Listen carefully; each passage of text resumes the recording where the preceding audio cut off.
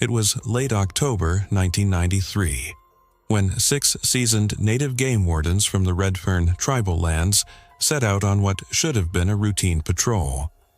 The leaves had turned deep amber and crimson, carpeting the forest floor in a soft rustle, and the chill in the air hinted at the oncoming winter. The men and women of this unit knew these woods better than anyone else.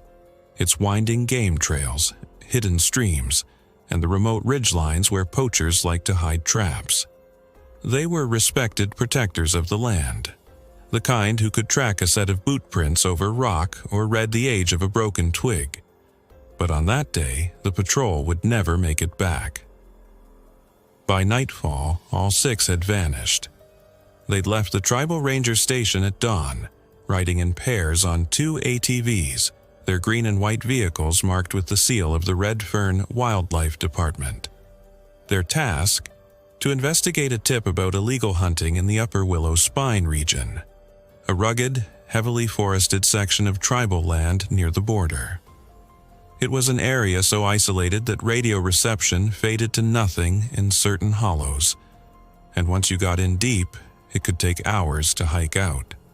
By 10:47 a.m., dispatch logged their last routine check-in, Unit 14 to base, entering Willow Spine North Trailhead. The voice on the recording, later confirmed as Warden Elias Two Moons, sounded calm, almost casual.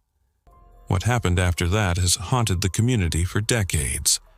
At 12:18 p.m., a static-filled transmission came through.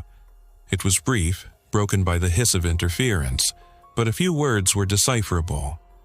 Tracks, moving fast, tell them. Then, nothing but a sharp metallic clang and muffled shouting. The call cut off mid-sentence.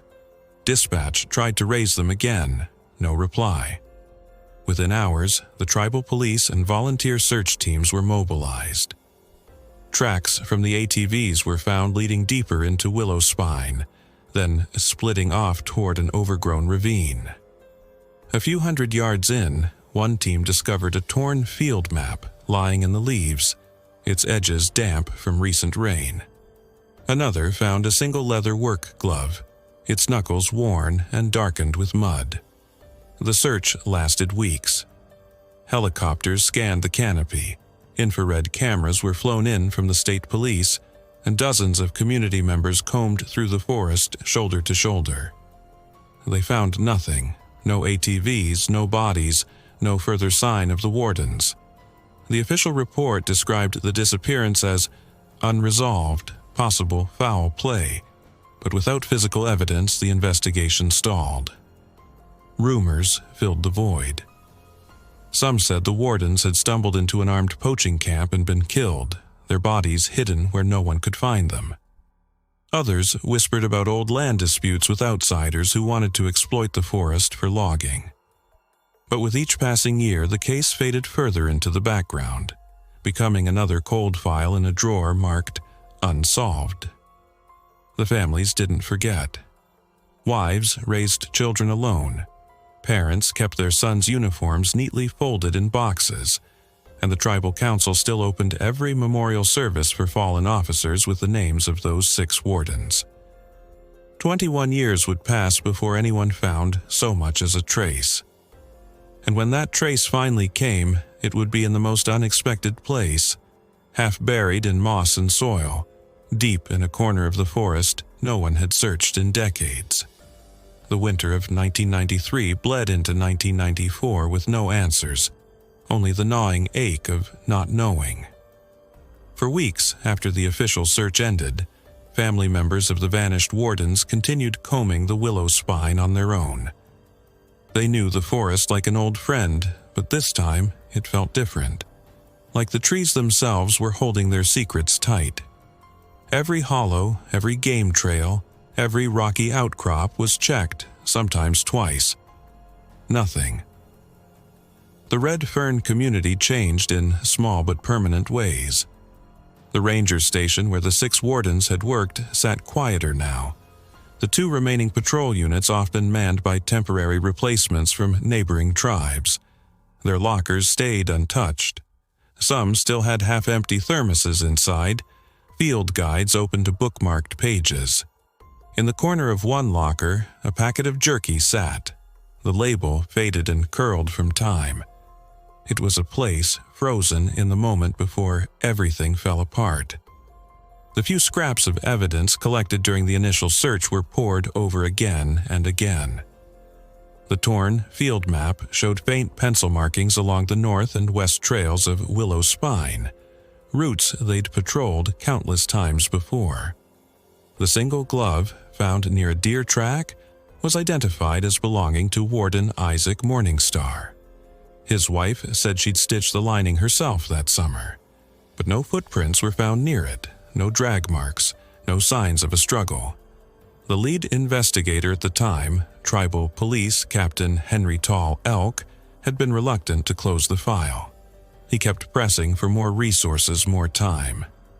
But by March of 1994, the state's involvement had ended, citing no probable leads.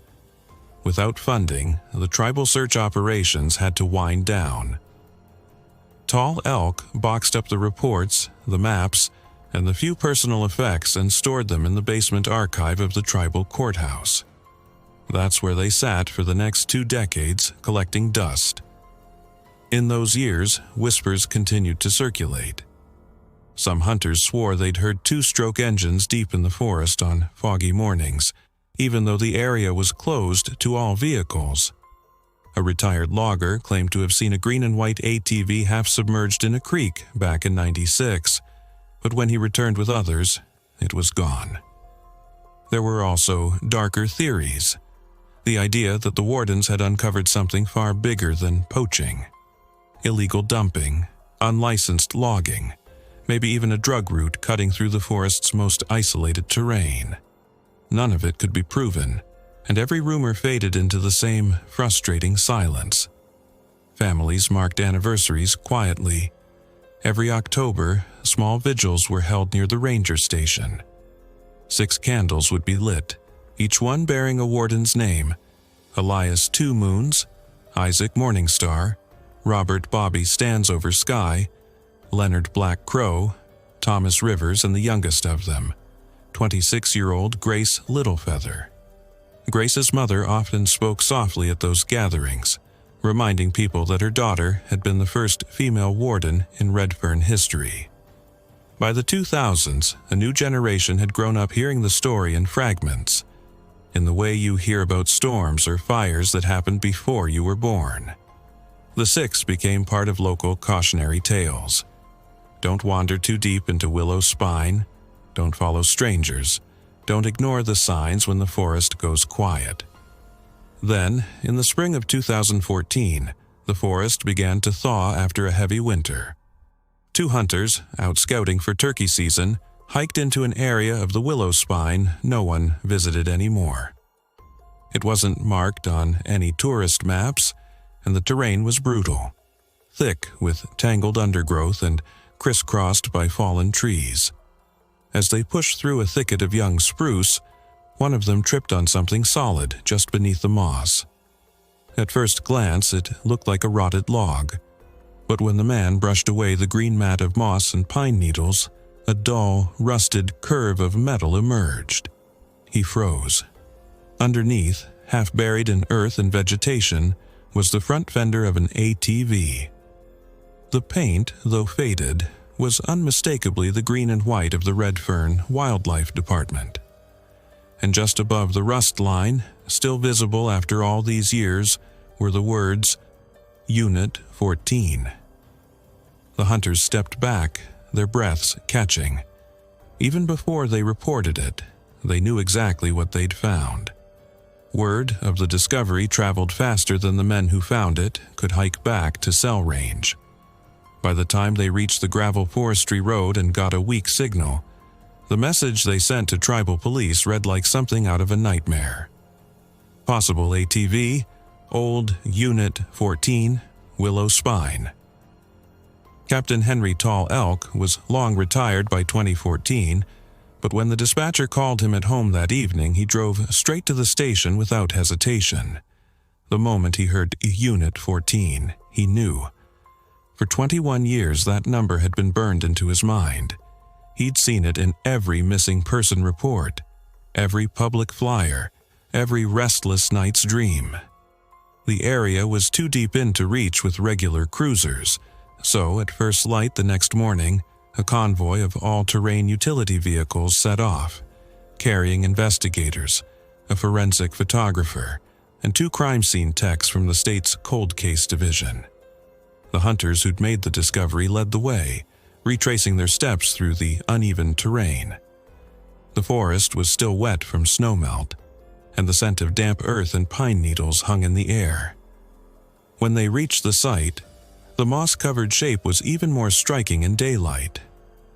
It wasn't just a front fender. Almost the entire ATV was there, tilted at a slight angle as if it had sunk slowly over the years. The handlebars were twisted, the seat caved in from rot. Ferns had grown up through the frame, and a thin sapling had actually pierced one of the rear wheels. But the paint, though scarred by rust, still carried that faded wildlife department green, and the decal reading Unit 14 was shockingly intact. The techs began clearing away debris with small brushes and trowels, careful not to disturb anything that could be evidence. Within an hour, they'd exposed the cargo rack at the back of the ATV. A length of weathered rope hung loosely from it, frayed at the ends. Under the rack, wedged into the metal supports, was something the color of sodden paper. One tech slid on fresh gloves and eased it free. It was a notebook, its cover swollen and warped by 2 decades of moisture. The forensic photographer leaned in, snapping frames as the techs carefully opened it. Most of the ink had bled into blue-gray smudges, but some writing on the first page was still legible. The date read October 18, 1993, the day the Wardens vanished. Below it, in tight block letters, Patrol Route Change, North Perimeter, possible tracks near the East Ridge, and then a final, jagged line of words at the bottom of the page, so faint they could barely be made out. Not hunters, armed, watching us. The air seemed to change around the group. No one spoke for a long moment until Captain Tall Elk, standing just outside the taped perimeter, let out a slow breath. "They saw something they weren't supposed to," he murmured. The search expanded outward from the ATV site in a slow, methodical grid. Less than 30 yards downslope, one of the techs called out. Beneath a shallow overhang of rock, partly obscured by years of fallen leaves and soil, lay a scatter of bones. They were pale and clean, not from deliberate burial, but from time and nature's slow work. A belt buckle glinted faintly in the light filtering through the trees. Another tech found a cracked pair of binoculars nearby, the leather strap stiff with age. By midday, the team had located the remains of 3 of the Wardens, 2 male, 1 female, within a 50-yard radius. Their positions suggested they'd been moving together when they fell. The other 3 were found in the opposite direction, near a narrow ravine where the ground was treacherous and steep. There were no signs of campfires, no spent cartridges, no food wrappers, nothing to indicate they'd been in the area voluntarily for long. Back at the ATV, a closer inspection revealed deep gouges along the frame, as if someone had tried to push it off the trail into the underbrush in a hurry. The ignition switch was missing, and the front cargo pouch, likely used for maps and small gear, was gone entirely. The notebook was placed in a waterproof evidence sleeve for immediate transport to the lab. Preliminary analysis in the field confirmed that the handwriting matched Elias Two Moons, the team's senior warden. That last cryptic entry, "Not hunters armed, watching us," would become the pivot point of the reopened investigation. The discovery site was sealed off for the night, with armed tribal police standing guard. As dusk fell, the forest seemed to close in around them, the sounds of the day fading into an oppressive stillness. For 21 years, Willow Spine had held on to the secret of what happened to Unit 14. Now, piece by piece, it was beginning to give it back, but only enough to deepen the questions. The ATV and the skeletal remains were transported under heavy escort to the Tribal Police Forensic Facility, with Captain Tall Elk following close behind in his personal truck. The drive back was long and silent. Every officer in that convoy understood they were carrying more than just evidence. They were carrying the ghosts of 6 colleagues who had vanished without a trace more than 2 decades ago. At the lab, technicians began the delicate process of cataloging every item recovered from the site. The bones were laid out on stainless steel tables under bright forensic lights, each set separated by tagged evidence sheets. Dr. Mara Sloan, a forensic anthropologist brought in from the state capitol, examined the remains. She noted healed fractures on one set of ribs, a metal plate and a femur from an old injury, and distinctive dental work, details that matched old personnel medical files. The identifications came quickly. Elias Two Moons, Mark Redfeather, Carla Stonebird, Jonah Black Elk, Samuel Deerpath, and Henry Tall Pine. It was the cause of death, however, that gripped everyone's attention. Several of the skeletons bore notches on the ribs and vertebrae, marks consistent with gunshot wounds. These weren't the clean punctures of hunting accidents. They were close-range impacts. One skull had a clean hole at the temple, the exit shattered in a fan-shaped pattern. This wasn't survival gone wrong. It was an execution. Meanwhile, the soaked notebook from the ATV had been placed inside a climate-controlled drying cabinet. Forensic document examiner Lyle McCord worked painstakingly under magnification, using infrared imaging to pull out faded text. The later pages were badly degraded, but 2 more entries emerged in jagged, hurried strokes. Oct. 18, 1993, 4:12 p.m. Saw 3 men at Ridge, not in uniform, carrying rifles, hiding gear in sacks. Oct. 18, 1993, 4:47 p.m. They've seen us, coming down slope. Don't think we can make the trail. The sentence broke off in a long smear, as if the notebook had been closed mid-word. Captain Tall Elk stood in the viewing room with Detective Ray Wilson, who had been assigned as the new lead on the cold case. "Illegal hunting?" Ray asked, though her tone made it clear she already suspected more. Tall Elk shook his head. Those men weren't just poachers. Look at the timing. Back then, there were rumors about shipments moving through that ridge, stuff worth a lot more than elk meat. They dug into old archives, pulling incident reports from the early 90s. In late 1992, 2 separate patrols had stumbled upon caches of unregistered weapons hidden in the woods. Both times, the caches vanished before follow-up teams arrived. Names from those old files started surfacing again. Men tied to a regional smuggling ring that used the deep forest to bypass checkpoints. The problem was that almost everyone involved back then had either vanished, died, or moved far from the reservation. Witnesses were scarce, and the few willing to talk were cagey, speaking in half-sentences. One retired logger admitted seeing city men up near Willow Spine around the time the Wardens disappeared. "Not from here," he muttered, staring at his coffee cup. They had trucks, no plates, big rifles, didn't like being watched. That same week, a hunter named Dale Marston came forward after seeing news coverage of the ATV's recovery.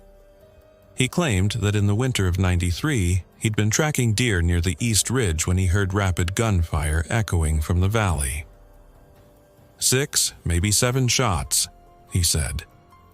Then a truck started up, loud, heavy-duty, and it tore off down the old logging road. Didn't think much of it then, figured it was drunk hunters, but he trailed off, his face tight. If I'd gone over that ridge, maybe I'd have seen something I shouldn't have. The investigation shifted into high gear. Ray Wilson and her team mapped the terrain, overlaying old patrol routes with the locations of known smuggling drop points from the early 90s. The coordinates lined up. Unit 14 had been exactly where traffickers would have wanted no witnesses. Back at the scene, a follow-up sweep with ground-penetrating radar picked up something metallic about 40 feet from where the ATV was found. Digging carefully, they unearthed a rusted ammunition box. Inside were 3 spent shell casings and a broken two-way radio, the kind issued to wildlife officers in the late 80s. The casings matched the caliber of the wounds on the skeletons. By the end of the week, the cold case unit had more than just a theory. They had a clear picture. Unit 14 had intercepted armed men moving contraband through tribal land. Those men had acted swiftly, violently, and with the confidence of people who knew no one would catch them. The canyon and forest had kept their secret for 21 years. Now, that secret was finally coming into focus, and the names circling in the evidence files were about to bring the past crashing into the present. Detective Ray Wilson spent the next several days buried under stacks of old case files, interview transcripts, and yellowing newspaper clippings.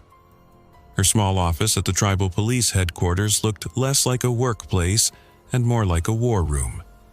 Maps of the Coldwater Ridge area tacked to the walls, pins and string connecting possible drop points, patrol routes, and the location where the ATV had been recovered. The notebook entry, "They've seen us, coming down slope," replayed in her mind like a looped recording. The tone wasn't panicked, but urgent. That told Ray something. The Wardens knew what they were up against, but they didn't believe it would be their last patrol. They thought they'd get away. That meant whoever ambushed them had to move with frightening speed and precision. Ray requested access to federal archives, arguing that the ridge bordered lands where ATF investigations had once been active in the early 90s. It took 3 days and a string of phone calls before a reluctant liaison from the Bureau agreed to a secure document review. When the files arrived, they came in a sealed metal case delivered by courier. Inside were intelligence summaries detailing a network known to law enforcement as the North Timber Route. Ostensibly a backwoods poaching outfit, it had deeper ties to illegal firearms shipments and, in some cases, narcotics trafficking. The group's core members operated out of nearby towns, using the forest's unmonitored trails to move contraband across county and state lines. What made them especially dangerous was their insulation. Layers of local fixers, hunters for hire, and transient workers shielded the higher-ups from exposure. One page caught Ray's eye. A surveillance note from late 1993 stating that unfamiliar activity had been detected near Willow Spine. It mentioned a possible confrontation between wildlife officers and armed men, but no follow-up was documented. She dug deeper into the personal histories of the 6 wardens. Each had been respected in the community. Elias Two Moons, the senior warden, was a decorated Vietnam veteran with an unshakable sense of duty. Carla Stonebird was the unit's first female officer, known for her sharp instincts and diplomacy with locals. Mark Redfeather was a skilled tracker, able to read signs in the terrain most people would miss.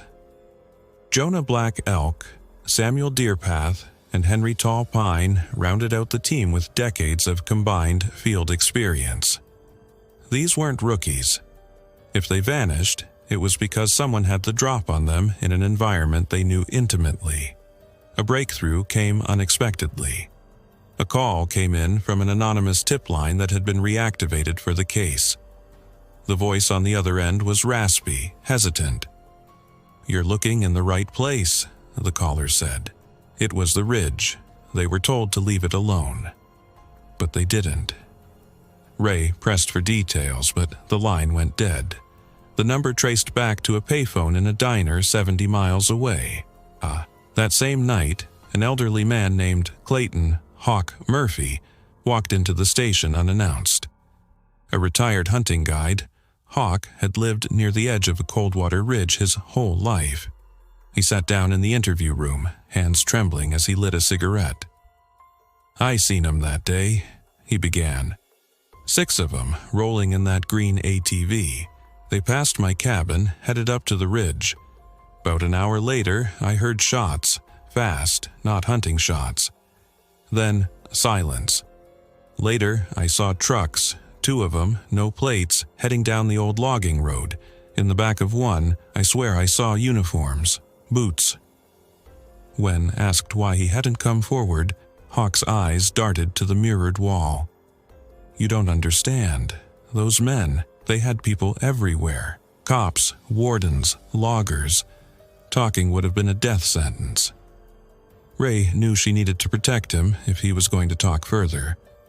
She arranged for Hawk to be placed under quiet surveillance, but the information he provided was enough to get a search warrant for a long-abandoned hunting lodge deep in the ridge, a place that had been linked to the smuggling network decades earlier.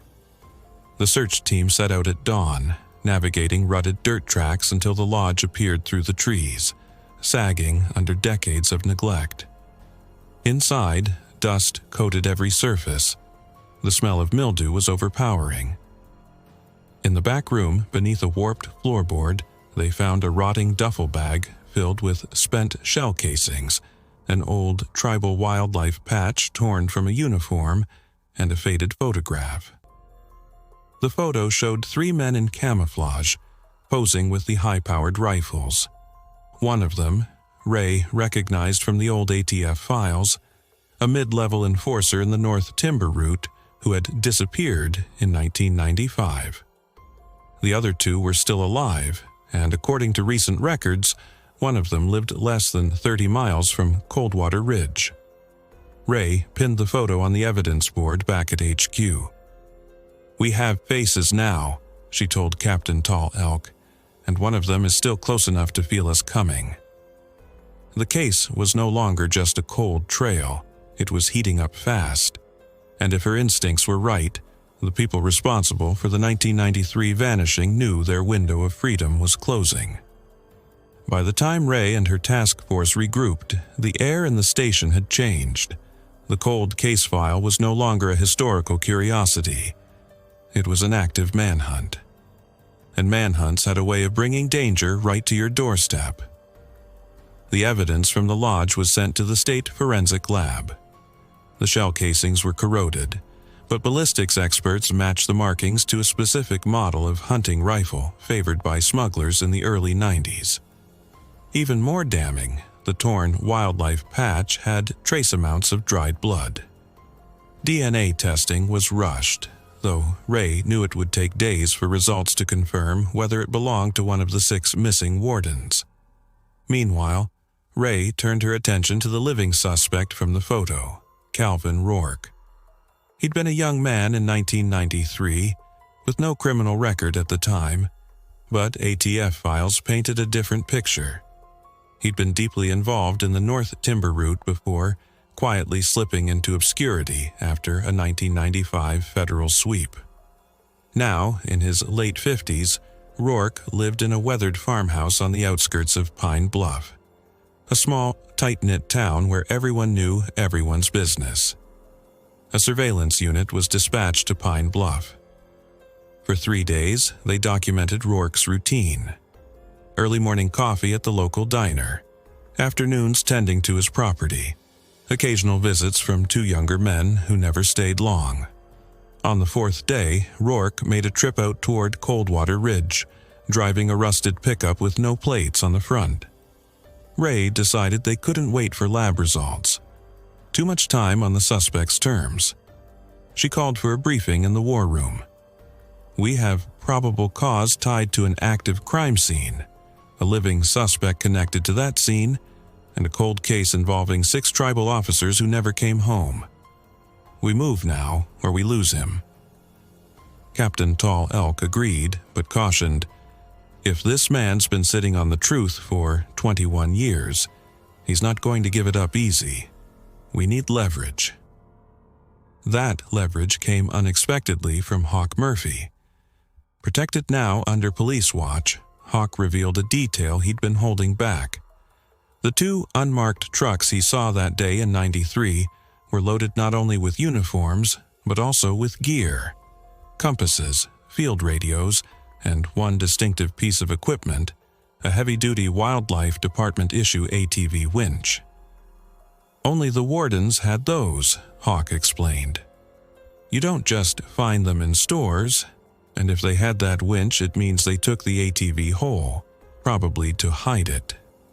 That statement put Rourke directly in the line of suspicion. If the ATV had been buried and hidden for decades, someone had to know exactly where it was, and that someone had to have access to both manpower and knowledge of the terrain. The raid was planned for the next morning. Ray and a 10-person team, including 2 seasoned trackers, set out at first light. They avoided main roads, approaching the property through a stretch of pine forest to maintain the element of surprise. As they drew closer, the outline of Rourke's farmhouse came into view, its paint peeling, chimney cold. The silence was thick. A hand signal from Ray, and the team fanned out. 2 officers covered the back, while Ray and Detective Ortiz moved toward the front door. The knock was firm, official. "Mr. Rourke, Tribal Police, we have a warrant." No answer. Ortiz tried the handle, locked. A breaching tool was brought forward, and with a single sharp swing the door frame splintered. They entered low, weapons ready, clearing each room. The house was a museum of neglect. Dust motes floated in beams of light, slicing through torn curtains. Old furniture sagged under its own weight. The kitchen sink was piled with unwashed dishes, some with food remnants hardened to stone. But it was the basement that stopped them cold. In the far corner, beneath a workbench, was a trapdoor reinforced with steel brackets. The air around it was colder, damper. 2 officers pried the brackets loose while Ray trained her flashlight on the seam. The door creaked open to reveal a narrow set of steps descending into darkness. At the bottom was a dirt-floored chamber, walls lined with old crates and tarps. In the center, under a heavy canvas, they found it: the rusted, stripped frame of a second ATV. Stenciled faintly on the side panel, barely visible through the grime, were the letters WD-14. It was the same unit number as the one found in the woods. Ray's pulse spiked. This meant there were 2 ATVs in play, one abandoned in the forest, one hidden here. And if 2 vehicles had been recovered, then maybe, just maybe, there were 2 separate ambush sites. As she moved to inspect the frame, her foot hit something solid under the dirt. She knelt, brushing away the soil until her hand touched a hard, cylindrical object. A spent shotgun shell, its brass still faintly gleaming. Ortiz leaned in. "You're thinking what I'm thinking?" Ray nodded. 2 sites, 2 events, and this guy's been sitting on the evidence for 21 years. They tagged everything for evidence, knowing it was enough to bring Rourke in for questioning. But as they stepped outside, a tracker came running from the tree line, face pale. "We've got fresh tire tracks heading away from here, deep ones." He knew we were coming. The chase had just gone from cold case to live pursuit. The roar of the engines shattered the stillness of the morning. Ray barely had time to signal her team before the lead patrol SUV tore out onto the dirt road, chasing the deep tread marks cutting into the mud. Rourke's rusted pickup was already a speck ahead, fishtailing on the loose gravel as he pushed it toward the thick forest beyond Pine Bluff. "Unit 3 in pursuit," Ortiz's voice crackled over the radio, breath tight. "Suspect heading northbound into Service Road 22. No plates, speeds climbing." Ray's own vehicle skidded onto the narrow path, pine branches whipping at the windows. The air was sharp with the scent of sap, and the churned-up earth kicked by the fleeing truck. She knew these woods were a maze. Logging cuts, decommissioned hunting trails, blind turns leading to nowhere. If Rourke had lived here for decades, he'd know every inch of it. For 10 minutes, the convoy twisted deeper into the timber, tires throwing stones and water from the early thaw. Then, as they rounded a bend, Ray caught sight of it. Rourke's truck jolting over a fallen tree, sparks flying as the undercarriage scraped metal. He wasn't heading for open ground. He was driving into the Coldwater Basin, a dead-end valley with steep walls and a shallow creek running through it. "He's trapping himself," Ortiz muttered over the radio. "Or leading us," Ray replied grimly. The team split. 2 units blocked the southern exit while Ray, Ortiz, and Captain Tall Elk closed in from the north. As they drew within 100 yards, Rourke's truck lurched to a stop beside a tangle of rusted fencing, half swallowed by the forest floor. The driver's door slammed open, and Rourke bolted. He moved surprisingly fast for his age, cutting into the undergrowth, weaving between trees. Ray and Tall Elk were on foot instantly, pursuit weapons drawn but not raised. The forest closed in around them, muffling sound except for the crunch of leaves and the pounding of boots. They chased him for nearly half a mile before he stumbled into a small clearing and froze. Ray skidded to a halt just behind him, her breath catching. The clearing was dominated by a long, weathered mound, moss crawling over its surface. Half-buried timbers jutted from the earth in uneven rows. At one end, a collapsed section revealed corroded metal, the faint curve of a fender. It was another ATV, this one almost intact, though time had welded it to the soil. The faded white stenciling on its side read the same, WD-14. But this wasn't just a vehicle dump. As Ray's eyes adjusted, she saw shapes littering the ground around it. Long bones, tangled scraps of nylon straps, pieces of rotted leather boots. Some still had the faint outline of the Wildlife Department emblem. Tall Elk's voice was low, strained. This is where it happened. Rourke turned then, his face ashen but eyes defiant. "You think you know. You don't know what they were doing out here." "Tell me," Ray demanded. "They weren't saints," he spat. "They came across something they shouldn't have, a shipment. Bigger than you can imagine. I didn't kill them, but I saw who did. You think the state will believe that after 21 years? Ray stepped closer, holding his gaze. "You'll tell us, because if you don't, those bones will be all that's left of their story." Backup arrived, officers moving carefully among the remains, photographing, marking evidence. Ray kept her eyes on the ground as a glint caught her attention near the ATV's cargo rack. She knelt, brushing away damp leaves to reveal a rusted, dented badge, its lettering still visible. Warden, Johor 42, Emser Blackhorse, one of the 6. She felt the weight of it in her palm. Proof.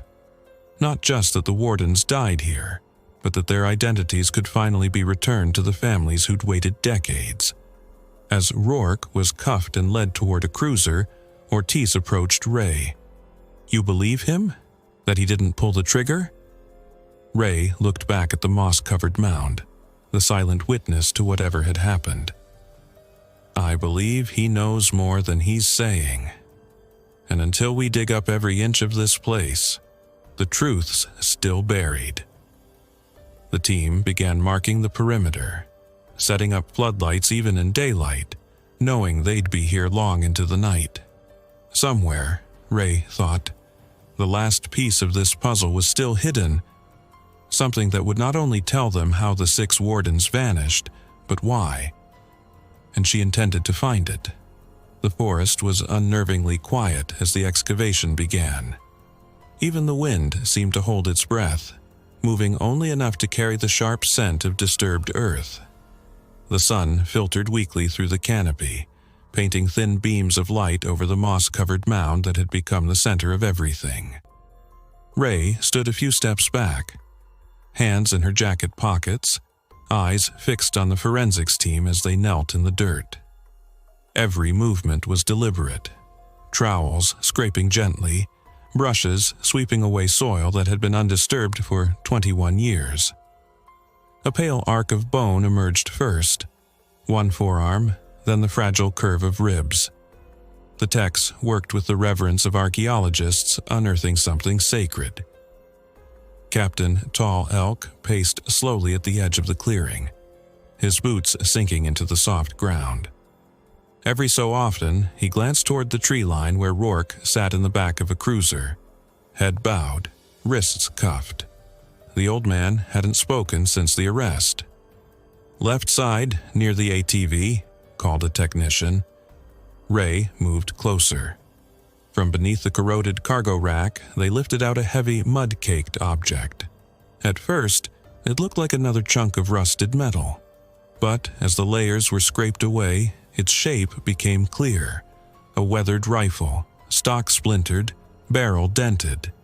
The serial number was gone, eaten by rust. But one thing remained. A strip of leather wrapped tightly around the grip, embossed with a pattern Ray recognized instantly. She had seen it in the old missing persons files. A custom hand grip belonging to Warden Samuel Sam Ironcloud, one of the 6 who had vanished. "This was his," Ray murmured. It stayed with him until the end. The dig continued, and soon more remains surfaced: skulls, pelvis bones, the twisted remnants of duty belts. In one shallow depression, they found 2 skeletons lying side by side, arms nearly touching as if they'd fallen together. A wildlife department patch still clung stubbornly to the sleeve of one. Ortiz crouched nearby, his gloves slick with mud. "We've got 6 confirmed sets of remains within 20 feet of the ATV," he said quietly to Ray, "and that's not all." He held up a fragment of rotted nylon, the kind used for large duffel bags. It was stained dark even after decades in the soil. "Cargo," Ray said, more to herself than to anyone else. Forensics took soil samples, noting the high concentration of lead particulates around the site, consistent with ammunition storage. The theory was forming. The Wardens stumbled onto a cache in the forest, possibly smuggled in by an organized group. They'd been silenced before they could report it. But it wasn't until a young tech named Whitaker let out a sharp gasp that Ray felt the first jolt of certainty. He was standing in the shadow of a fallen pine, holding a small waterproof cylinder. "It was wedged in the roots," he explained as he handed it to Ray.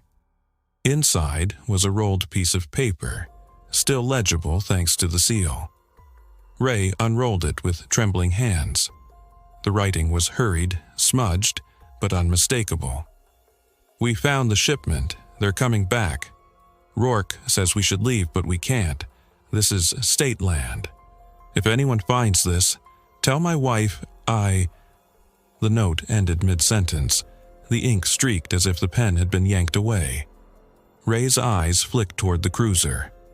Rourke was staring straight at her now, no longer hiding the knowledge in his expression. His jaw was set, his gaze unwavering. She walked toward him slowly, note in hand. "You told us you didn't kill them," she said, her voice low but sharp.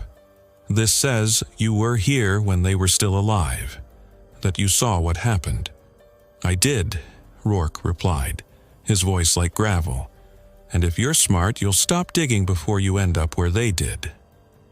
Ray didn't answer. She turned back to the mound, to the bones that had waited more than 2 decades to be found. The truth was here. She could feel it in her chest like a weight, but it wasn't ready to come clean without a fight. By late afternoon, they had all 6 sets of remains tagged and carefully wrapped, ready for transport. The ATV was rigged for extraction, its rusted frame creaking as it was lifted from its grave. As the winch groaned, Ray caught herself imagining the moment. 1993, 6 Wardens patrolling on a crisp autumn morning, not knowing it would be their last. Whatever they saw, whatever they confronted, had been buried here with them. Until now. She promised herself it wouldn't stay buried for long. The interrogation room was small, windowless, and smelled faintly of stale coffee. A single metal table stood between Ray and Rourke, the fluorescent light above humming with an almost accusatory persistence. The air was heavy, not just with the stale smell, but with the weight of 21 years of silence. Rourke sat with his arms folded across his chest, his broad frame sinking into the chair. His eyes, pale and alert, followed Ray's every movement as she set a manila folder on the table. She didn't open it immediately. Instead, she let the silence stretch, the ticking of the wall clock marking each second they weren't speaking. "You were the last person to see them alive," Ray finally said, her tone deliberate. Rourke leaned back slightly, a smirk tugging at one corner of his mouth. "That's your assumption." "No," Ray replied evenly. "That's what you told the original investigators in '93.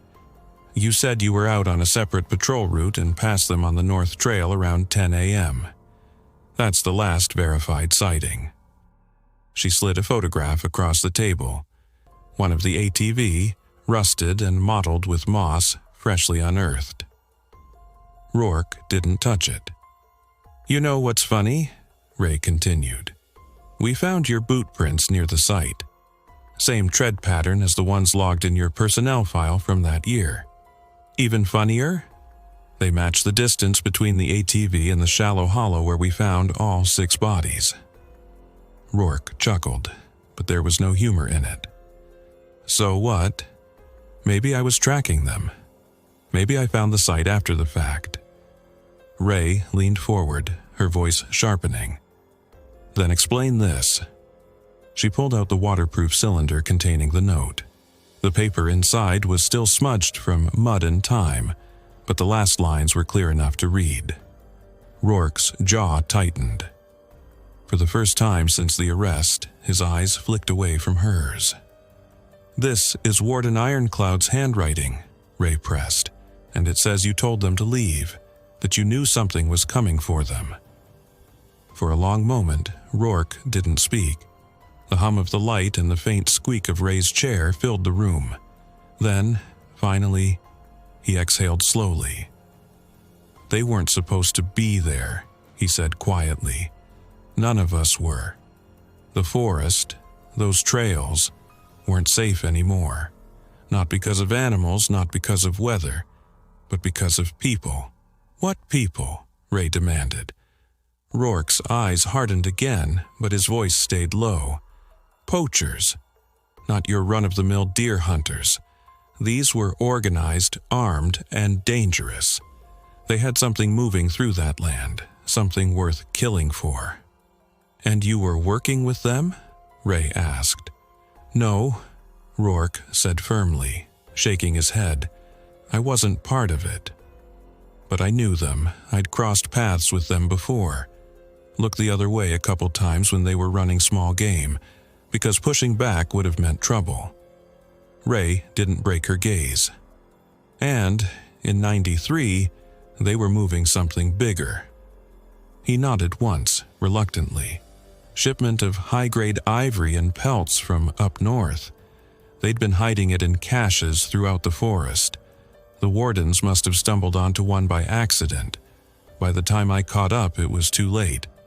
"You're saying you saw them die?" Ray said, her voice low and deliberate.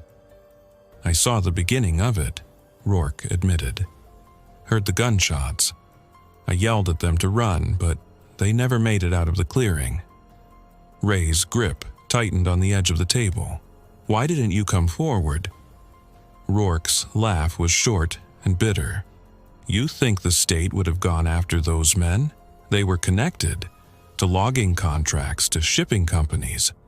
I would have been found in a ditch within a week, and so would anyone I talked to." She let his words hang in the air for a beat before speaking. "Well, times have changed." Rourke shook his head.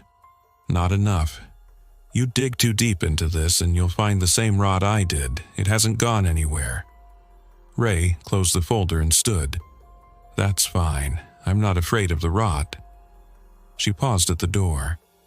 "And you're coming with me every step of the way, whether you like it or not." From behind her, Rourke's voice followed, quiet but heavy. "You won't make it to the end, Detective." None of them did. The door shut with a solid click, sealing him back in the stale air. Ray walked down the hall, her mind racing. Not with doubt, but with a growing sense of urgency. Rourke had given her just enough to confirm the trail was still warm, even after 2 decades.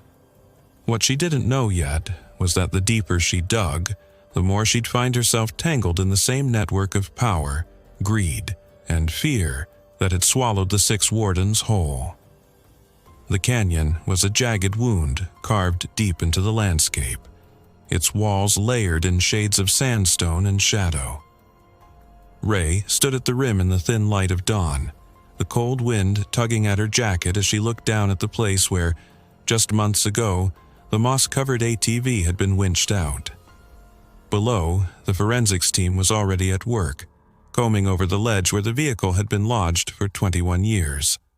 The winch cables lay coiled on the ground, their steel fibers still flecked with dried canyon dust from the recovery. Ray's boots crunched on loose gravel as she descended the winding trail to the site. She had the case file tucked under one arm, though by now she knew it by heart. Every statement, every map, every photograph. This place had been the end of the road for 6 men, and today she intended to see it not as evidence, but as their final battleground. The ATV's resting place was a narrow stone shelf about 30 feet down from the canyon rim. Jagged boulders surrounded it, forming a natural trap. A shattered headlight still clung to the front fender. The words "Wildlife Depth, Unit 14" barely visible under the rust and green lichen. The frame was bent inward, as though it had hit with tremendous force. Ray crouched, brushing her gloved fingers along the edge of the rock. It was here that the final confrontation had played out, though it had taken 21 years for the canyon to give up its secret. She walked a few yards beyond, where a shallow depression in the rock led into a narrow crack between 2 boulders. This was where the remains had been found. 6 skeletons, each still partially clothed in the remnants of their uniforms, lying huddled together as if they had gathered for protection. Dr. Miles, the lead forensic anthropologist, approached with a clipboard. "We've matched all the remains to the Wardens," he said quietly. "Cause of death 4-4 is consistent with gunshot trauma. The other 2, likely blunt force from the fall." Ray let the information settle over her. She could almost hear the echo of that day, the ATV skidding, shouts in the distance, the crack of rifles in the cold air. "Rourke says poachers," she murmured. Miles nodded grimly. "Given the shell casings we found, I'd say he's right. High-caliber hunting rifles, likely military surplus. Not something casual hunters would carry." Ray stepped back, scanning the canyon walls. They chased them here, cut off their escape. Her mind played the scene. The Wardens patrolling the northern trail, stumbling on a hidden cache, pelts, maybe ivory, realizing too late they weren't alone. The pursuit through the forest, the ATV tearing down narrow paths, a miscalculated turn at the rim, shots fired, metal twisting, bones breaking. Silence. But one question gnawed at her. Why had they all been together? Why hadn't some tried to break away? As if reading her thoughts, Miles said, "They stayed close. We can tell by the bone placement they died as a group." Ray exhaled. They were protecting each other. She turned and looked up toward the canyon rim, where Sheriff Linton was making his way down the trail. His expression was grim. "We've got confirmation from the state archives," he said when he reached her. "Those poachers Rourke mentioned. They were tied to a major smuggling operation in the 90s. The investigation was shut down, quietly. Shut down by who? Ray asked. Linton's jaw tightened. People with enough power to make 6 dead wardens disappear for 2 decades. The sun was rising higher now, throwing sharp light across the canyon. It glinted off the rusted ATV, off the white edges of the bone fragments still marked with chalk outlines. Ray felt the weight of every year that had passed between that day in 1993 and now. "These men deserve more than a file in storage," she said finally. "They deserve to be remembered for what they were, officers who stood their ground." Linton nodded. "We'll make sure of it." By noon, the remains were being carefully packed for transport to the tribal lands for burial.